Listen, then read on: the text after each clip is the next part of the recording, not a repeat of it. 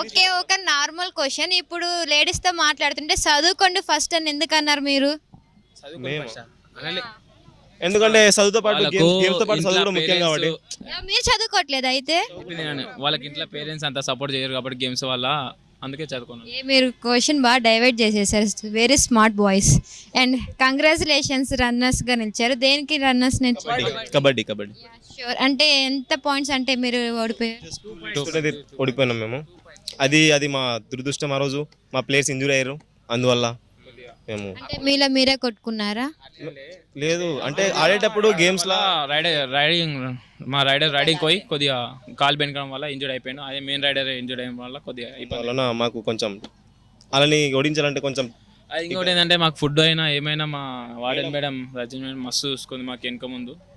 రజనీ ఆయన మేడం మాకు ఫుడ్ లేకుంటే టైంకి మనీ ట్రాన్స్ఫర్ చేసి కాల్ చేసి మరి తిన్నారా లేదా, మీరు గేమ్స్ కాదు మనం హెల్త్ మంచిగా ఉంటే అంత ఏమైనా చేయొచ్చు అని చెప్పేసి మా మేడం సపోర్ట్ వల్లనే మేము ఈరోజు రన్నర్గా నిలిచినాం. సో రన్నర్గా నిలిచిపోక ఇంకా నెక్స్ట్ టైం ఇంకా ఫర్దర్ స్టెప్ ఏంటి మీది? ఫస్ట్ ఇప్పుడు స్టేట్లో మన డిస్టిక్కి ఫస్ట్ ప్లేస్ తేవాలని చెప్పేసి మేము గట్టిగా ప్రయత్నిస్తాం. Sure. Thank you so much. Thank you.